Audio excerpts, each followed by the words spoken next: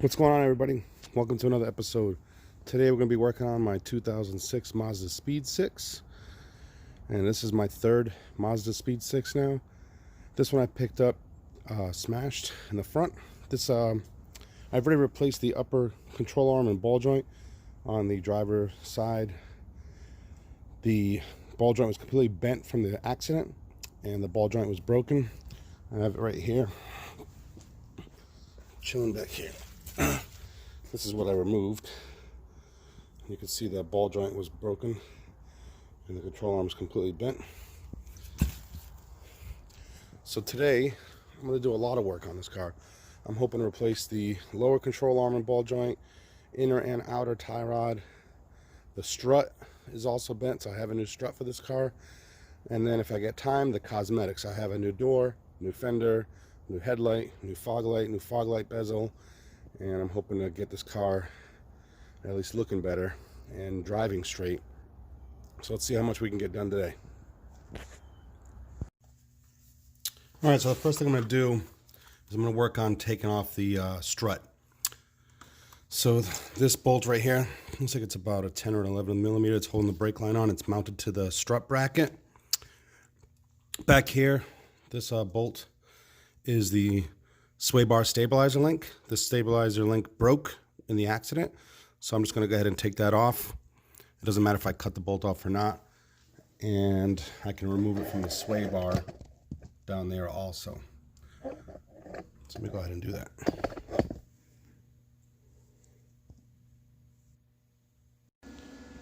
All right, so I got the wheel off. I just wanted to show what we're going to do today. You can see up here, I've already installed the new upper control arm that came with the ball joint, and obviously the control arm comes with new bushings. So this strut right here is really bent. I'm going to replace the strut. And I don't know if you can tell in the video, but this outer tie rod is bent. I went and bought both outer and inner, outer and inner to replace. So I'm going to do that, and I'm also going to replace this lower control arm, which is down there. So the lower control arm is bolted to the strut right here. You can see, and it's got the lower ball joint as part of it, and it's bolted up in there.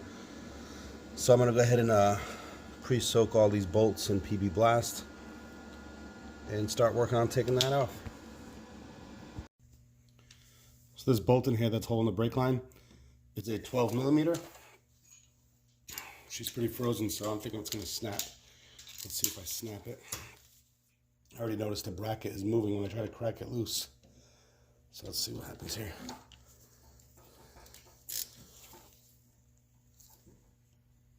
Yep, the bracket's bending, as you can see here.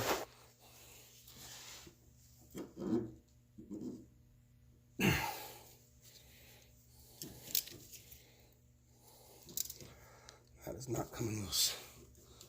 Alright, since it's 12, I'm going to try to use the impact socket on there.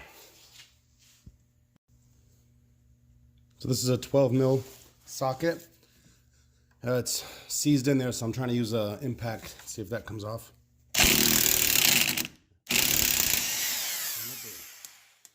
Without snapping. Alright. So once we got that off, I'm going to work on seeing if I can get that lower sway bar bolt off. And then I'm going to go ahead and see if I can get the lower strut bolt right there. So I've already removed the brake line bracket retainer there. I've removed the lower bolt from the strut, and I've also removed the top ones, these three.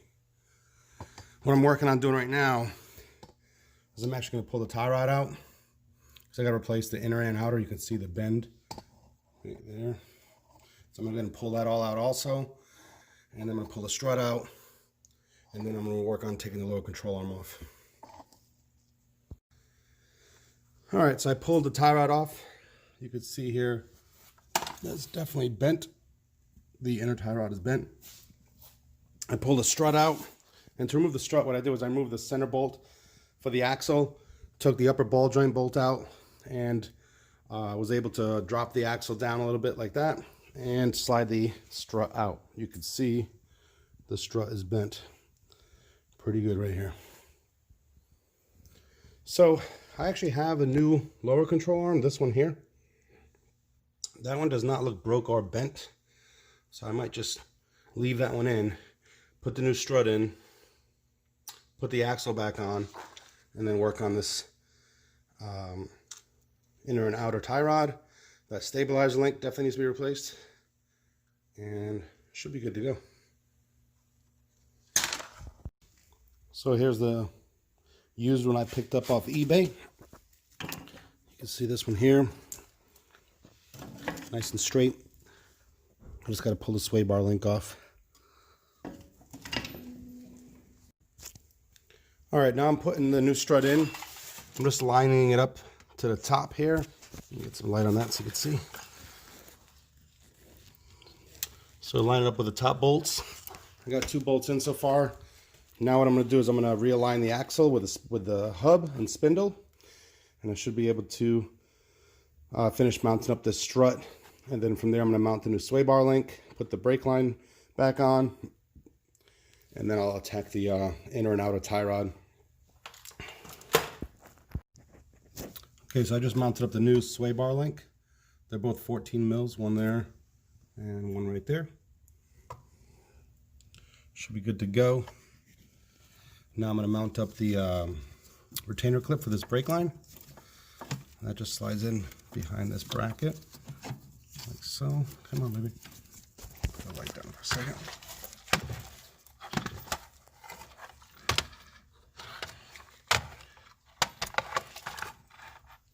Okay.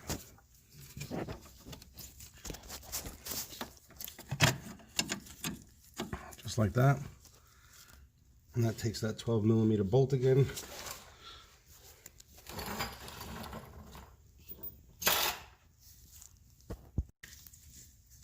Like so.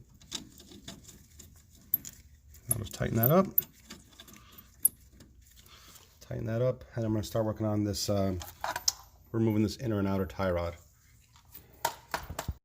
Alright, so what I got going on right now is I removed the inner tie rod.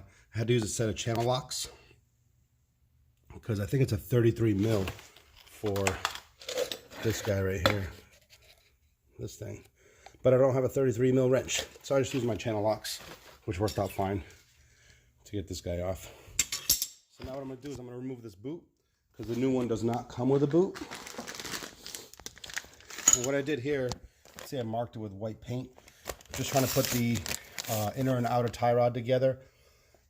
Back the way it came off, basically, so that the front alignment should not be way off. But since we are replacing tie rods, maybe the alignment is good for this car. But for now, just finish putting the tie rods on and go from there. Okay, so you can obviously see the bend from the accident on the old one, and obviously the new one. You can see the old one's a little loose anyway. The new one's nice and solid. I went ahead and took the bolt off to slide the boot out. Now I'm going to slide this one back on and bolt it up. Alright, I've already finished mounting up the inner tie rod, bolted up the outer tie rod. Now I just got to tighten up this top bolt. I tightened up all the other bolts on the strut itself, the sway bar link, tightened up the upper and lower ball joints, and now it's just this. After I'm done with this strut here, I'm going to move on to the body work. This is it for replacing the tie rod and the strut and the sway bar link. Alright, now I'm going to work on taking this fender off. I had previously zip tied the bumper up because the bumper was dragging on the trailer. So I'm going to cut that zip tie. I'm going to work on taking off the inner fender well.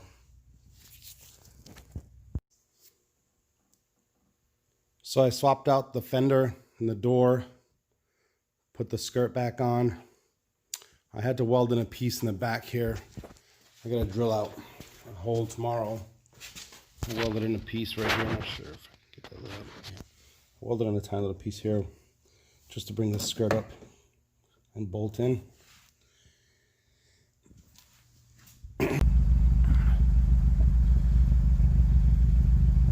Speed's all put back together. Just having some fun with it.